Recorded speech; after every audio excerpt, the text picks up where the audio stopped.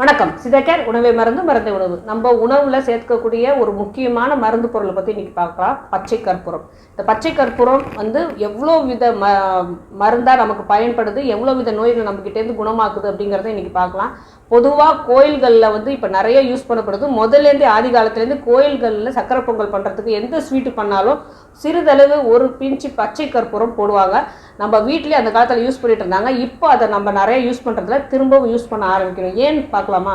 8 வித குண்மங்களையும் சரி பண்ணக்கூடியது, அதாவது உடம்புல உள்ள 8 வித அல்சரையும் குணமாக்கக்கூடியது இந்த பச்சை கற்பூரம். அதேமாரி வாத பித்த நோய்களை நமக்கு வர விடாது அப்படின்னு சொல்கிறாங்க. நிறைய வாதம் இருந்தாலும் அந்த வாதத்தை கொஞ்சம் கொஞ்சமாக வெளியேற்றும் இந்த பச்சை கற்பூரம் அப்படின்னு சொல்கிறாங்க. கீழ்வாயுன்னு சொல்கிற இப்போ வாதம் அதிகமாக, அந்த வாயு அதிகமாக சேர்ந்துச்சுன்னா அது லிக்விடிஃபை ஆகிட்டு அங்கங்கே ஓடுதுன்னு நம்ம சொல்லுவோம் இல்லையா? இந்த வாயுக்களை ஃபுல்லாகவே வெளியேற்றக்கூடிய தன்மை இந்த பச்சை கற்பூரத்திற்கு. அதனால் இனிமேல் எந்த ஸ்வீட் செஞ்சாலும் முடிஞ்சால் கண்டிப்பாக, ஏன்னா பச்சை கற்பூரம் கொஞ்சம் கூட போட்டால் கூட அதோட டேஸ்ட் ரொம்ப விறுவிறுவிறு நாக்கில் ஏறும். அதனால் கவனமாக பச்சை கற்பூரம், உண்மையான நல்ல மருத்துவ குணமிக்க இந்த பச்சை கற்பூரத்தை கரெக்டாக கலப்படம் இல்லாத இந்த பச்சை கற்பூரத்தை வாங்கி ஒரு பிஞ்சு எந்த ஸ்வீட்டில் நம்ம சேர்த்தாலும் சரி, இதோட முழு பயனும் நமக்கு கிடைச்சிட்டே வரும். அடுத்தடுத்த பயன்கள் ஒன்று ஒன்றா பார்த்துட்டு வரலாம். 3 வித பச்சை கற்பூரத்தை பற்றி சித்தர்கள் சொல்கிறாங்க. ஈசன் பச்சை கற்பூரம், வீமன் பச்சை கற்பூரம், அப்புறம் பூதா சிரையான் பச்சை கற்பூரம் அப்படின்னு சொல்கிறாங்க. ஈசன் நல்ல ஒரு காரத்தன்மை உடையது அப்படின்னு சொல்கிறாங்க. கபத்தால் ஏற்படுற சுரத்தை உடனே போக்கக்கூடிய வல்லது அப்படின்னு சித்தர்கள் சொல்கிறாங்க. இந்த ஈசன் பச்சை கற்பூரம் ஸ்ட்ரெஸ்ஸு மயக்கத்துக்கு நல்ல ஒரு மருந்தாக பார்க்கப்படுது அப்படின்னு சித்தர்கள் சொல்கிறாங்க. அடுத்தது நாசி நோய்கள், அதாவது மூச்சு இழுத்து விடுறது, நாசி பக்கமாக உள்ள எல்லா நோய்களும், ஒரு இன்ஃபெக்ஷன் இருந்தால் கூட நாசி நோய்களை முற்றிலுமாக குணமாக்கக்கூடியது அப்படின்னு சித்தர்கள் சொல்கிறாங்க. தாகம் அடிக்கடி எல்லாருக்கும், ஓரளவுக்கு ஒரு சிலருக்கு எவ்வளோ தண்ணி குடித்தாலும் தாகம் எடுத்துக்கிட்டே இருக்கும். இந்த தாக நோய்க்கு சிறந்த மருந்தாக இந்த ஈசன் பச்சை கற்பூரம் பார்க்கப்படுது. அடுத்தது வீமன் பச்சை கற்பூரம். இந்த வீமன் பச்சை கற்பூரம் அழுக்கும் வெண்மை நிறமும் கலந்த நிறத்தில் இருக்கும் அப்படின்னு சித்தர்கள் சொல்கிறாங்க. இதுவும் தாகத்தை தீர்க்கக்கூடியது அப்படின்னு சொல்கிறாங்க. சரீரத்தை சௌக்கியமாக்கும் அப்படின்னு சொல்கிறாங்க. சௌக்கியங்கிற வார்த்தை உடலை நோயில்லா வாழ்வுக்கு கொண்டு போகும் அப்படிங்கிறது தான் சரீர சௌக்கியம் அப்படின்னு சொல்கிறது. இந்த சரீர சௌக்கியத்துக்கு ஒரு வழிவகுக்கும் அப்படின்னு சித்தர்கள் சொல்கிறாங்க.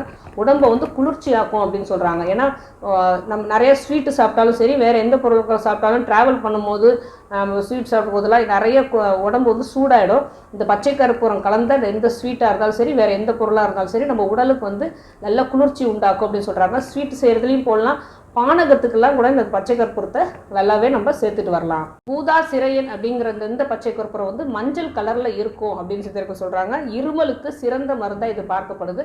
இருமல் மருந்துகள் செய்யும் போது இந்த பச்சை கற்பூரத்தையும் சேர்த்து தான் இருமல் மருந்து நிறைய செய்வாங்க. அடுத்தது வாதம் பித்தத்தால் வர நோய்கள், இதை வாத பித்தத்தையும் அதிகமாக்க விடாது. இப்போ உடம்புல வாதம் பித்தத்தால் ஏற்படுற நோய்கள் அனைத்தையுமே போக்கும் அப்படின்னு சொல்கிறாங்க. குற்றங்கள் சொல்லப்படுற வாத பித்த கபம் 3த்தையுமே சமமாக செய்து கொடுக்கக்கூடிய தன்மை இந்த கற்பூரத்துக்கு இருக்குன்னு சொல்கிறாங்க.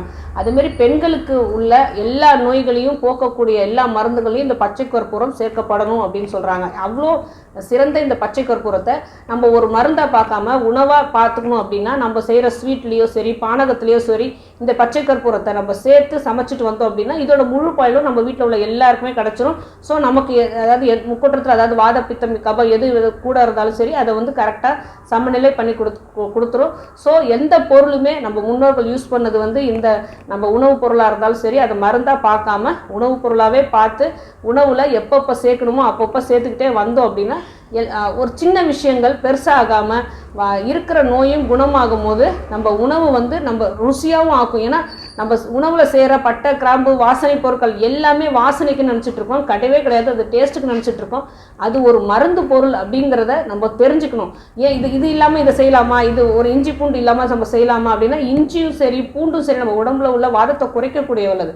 அதனால தான் ஒவ்வொரு பொருளும் இதை சேர்த்து இதை நம்ம செய்யும் போது, ஒரு பாசிப்பருப்பும் அது சாதாரண உணவுப் பொருளாக பார்க்காம அது ஒரு மருந்து பொருளாக பார்க்கும்போது உடம்புல கரெக்டான புரோட்டீன், உடம்பை குளிர்ச்சி தரக்கூடியது பாசிப்பருப்பு, ஈஸ்ட்ரோஜன் அதிகமாக சுரக்கக்கூடிய வல்லது.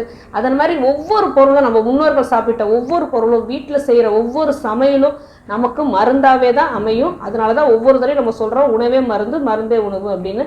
அதனால் ஒவ்வொரு வேளை உணவையும் அது எவ்வளோ சத்துங்கிறத புரிஞ்சுக்கிட்டு நம்ம குழந்தைகளுக்கும் சரி, நமக்கும் சரி, நம்ம வீட்டில் உள்ள பெரியவங்களுக்கும் சரி நம்ம சமைச்சு கொடுத்துட்டே இருந்தோம் அப்படின்னா, ஒரு தாய் வந்து ஒரு குழந்தைக்கு ஒரு உணவு செஞ்சு கொடுக்குறாங்க அப்படின்னா, அன்னபூர்ணின்னு அந்த காலத்தில் சொன்னாங்க இல்லையா, ஒரு சிறந்த மருத்துவராக வீட்டுக்கு அந்த தாய் கண்டிப்பாக அமைவாங்க. ஆரோக்கியமாக வாழ்வோம். வேறு எதை பற்றி பேசணும்னு நீங்கள் நினச்சாலும் சரி, தாராளமாக கமெண்ட் பண்ணுங்கள்.